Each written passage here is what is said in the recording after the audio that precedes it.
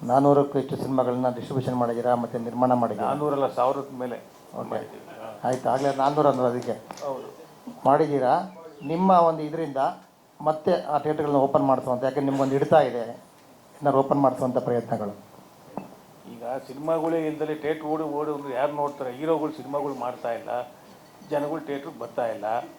ಪಿಕ್ಚರ್ಗಳು ಬಂದು ಜನ ಬರ್ತಾರೆ. ಈಗ ಮಹಾದೇವ ಚೆನ್ನಾಗಿದೆ, ಜನ ಬರ್ತಾ ಇದ್ದಾರೆ. ಆ ಥರ ಚೆನ್ನಾಗಿರೋ ಸಿನಿಮಾ ಬಂದರೆ ಖಂಡಿತ ಬರ್ತಾರೆ. ನಮ್ಮ ಸಿನಿಮಾದಿಂದಲೇ ಅದು ಓಪನ್ ಆಗುತ್ತೆ ಅಂತ ನಾವು ನಂಬಿಕೆ ಇಟ್ಕೊಂಡಿದ್ದೀವಿ, ಭರವಸೆ ಇಟ್ಕೊಂಡಿದ್ದೀವಿ. ನೀವು ರೆಗ್ಯುಲರ್ ಸಿನಿಮಾಗಳು ಮಾಡ್ತಾಯಿದ್ರಿ, ಇತ್ತೀಚೆಗೆ ಸ್ವಲ್ಪ ಯಾಕೋ ಜಯಣ್ಣ ಭಗಣ ಇಬ್ಬರು ಸ್ವಲ್ಪ ಸೈಲೆಂಟ್ ಆಗ್ಬಿಟ್ರಿ. ಯಾವ ಹೀರೋಗಳಿದ್ದಾರೆ ಹೇಳಿ, ಮಾಡೋಣ. ಹೊಸೊಬ್ರು ಸಿನಿಮಾ ಮಾಡಿ 3-4 ಸಿನಿಮಾ ಕಳ್ಕೊಂಡಿದ್ದೀವಿ. ಹೊಸೊಬ್ರು ಸಿನಿಮಾ ಮಾಡೋಕ್ಕೆ ಧೈರ್ಯ ಕಡಿಮೆ ಆಗ್ಬಿಟ್ಟಿದೆ ಇವಾಗ. ಅದಕ್ಕೆ ಹೀರೋಗಳಿಲ್ಲ, ಅದಕ್ಕೆ ನಾವು ಸಿನಿಮಾ ಮಾಡೋಕ್ಕೆ ಯೋಚನೆ ಮಾಡ್ತಾ ಇದ್ದೀವಿ. ಅಲ್ಲ, ನೀವು ಹೀರೋಗಳನ್ನ ಹುಟ್ಟಾಕ್ತವ್ರು ಒಂದು ಟೈಮಲ್ಲಿ, ಈಗ ಆ ಕೆಲಸ ಮಾಡ್ಬೋದಲ್ವಾ ಅಂತ. ಅಲ್ಲ, ಇವಾಗ ಇಂಡಸ್ಟ್ರಿ ಸ್ವಲ್ಪ ಕೆಟ್ಟದಾಗಿದೆ.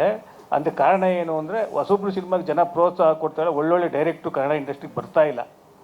ಯಾವ 4 ಈಗಿರೋ ಹೀರೋಗಳನ್ನೇ ಶತಮಾನಗಳವರೆಗೂ ಹಂಗೆ ಮುಂದುವರ್ಸ್ಕೊಂಡು ಆಗ್ಬೋದು. ಹೊಸ ಹೀರೋಗಳನ್ನ ಹುಟ್ಟಾಕಿದ್ರೆ ಒಂದು ಸ್ವಲ್ಪ ಇಂಡಸ್ಟ್ರಿಗೆ ಒಳ್ಳೇದಾಗುತ್ತಲ್ವ? ಅಲ್ಲಲ್ಲ, ಖಂಡಿತ ಮಾಡೋಣ. ಬಟ್ ಹೀರೋಗಳು ಮುಖ್ಯ ಅಲ್ಲ, ಮುಖ್ಯವಾಗಿ ಡೈರೆಕ್ಟ್ರು ಬರಬೇಕು ಕನ್ನಡ ಇಂಡಸ್ಟ್ರಿಗೆ. ಈಗ ತುರ್ತು ಅರ್ಜೆಂಟಾಗಿ ಬೇಕಾಗಿರೋ ಡೈರೆಕ್ಟ್ರುಗಳು. ಒಳ್ಳೆ ಕತೆ ಇಟ್ಕೊಂಡು ಮಲಯಾಳಮಲ್ಲಿ ಚೆನ್ನಾಗಿ ಡೈರೆಕ್ಟ್ರನ್ನ ಮಾಡ್ತಾವ್ರೆ. ತಮಿಳ್ ಸಿನಿಮಾ ಚೆನ್ನಾಗಿ ಹೋಗ್ತಾ ಇದೆ.